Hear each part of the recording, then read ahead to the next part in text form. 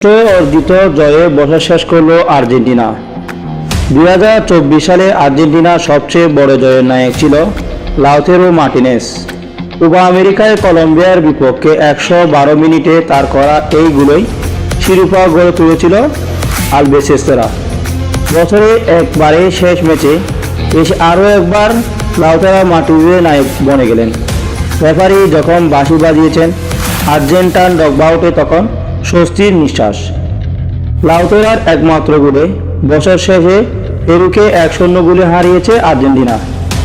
বিগত কয়েক বছরের মাঝে চলতি বছরে খানিকটা সমালোচনা সইতে হয়েছে আর্জেন্টিনাকে। গত ম্যাচে প্যারাগুয়ের কাছে হেরেছে আর্জেন্টিনা দল, সেটাও আবার প্রতিপক্ষর বিপক্ষে 8 বছর পর। স্বাভাবিকভাবে ফিরে আসা তাগিদ ছিল আর্জেন্টিনার সামনে। সেই কাজটা যে সহজ ছিল না সেটা বোঝাই গেল আর্জেন্টিনার মাঠের খেলায়। ঘরের মাঠে দুবার পূর্ণ সমর্থন পেয়েও এক গোল বেশি দেওয়া হয়নি স্বাগতিকদের। দলে একাধিক ইনজুরির সমস্যা, শুরুর একাদশে নেই একাধিক তারকা। আলবিসেস্তাদের খেলায় তার প্রভাব ছিল স্পষ্ট। ম্যাচে মিডফিল্ডার আর আক্রমণকে নিয়মিত খেলোয়াড়দের গেলেও বিলজে কিছুটা ভুগেছিল বিশ্ব চ্যাম্পিয়নদের। প্রথমার্ধে 76% বল পায়ে রাখলেও তার কিছুটা মিল ছিল তাদের আক্রমণাত্মক। পুরো 45 মিনিট কেবল তারাই গোলমুখী শট মিলেছিলেন। ম্যাচের 22 মিনিটে লাউতারো মার্টিনেজের সঙ্গে দারুণ বোঝাপড়ার বল পেয়েছিলেন হুলিয়ান আলভারেজ। আতলেতিকো মাদ্রিদের এই স্ট্রাইকারের শট করে আসে বাড়ি থেকে। গোলের ততটা কাছে আর যাওয়া হয়নি আর্জেন্টিনার। দলে আর্জেন্টিনার মেসি একাধিকবার ফাইনাল গার্ডের গোলের সুযোগ তৈরি করলেও সেটি আর ওঠা হয়নি। আলবিসেস্তারে এসে গোলের খবর খাটল দ্বিতীয় দেশে। ডিবক্সের ভিতরে বল পেয়ে দারুণ এক চিপ করেন লিওনেল মেসি।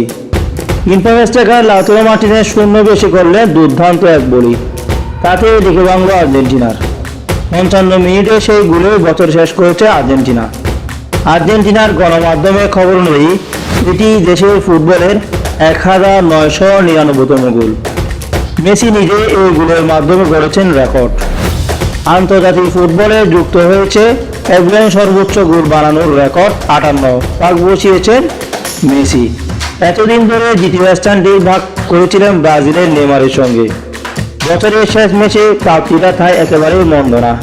তার ডিফেন্ডারের মাঝে জোন থেকে বলটা কীভাবে বের করে এনেছেন সেটা এবছর মেসি শেষ ম্যাজিক। গোলের পরে স্কোরিংয়ের আনন্দের পরিবর্তন, তাতে খুব একটা লাভ হয়নি, বরং কিছুটা ধীর গতিতে খেলেছেন তারা।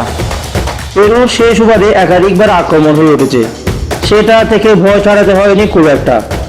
2017 সালের পর থেকে কখনোই আগে গোল খেয়ে সেই ম্যাচে ফিরতে পারেনি পেরু, আজও সেটা হয়নি। অবশেষ জয় হলো আর্জেন্টিনার।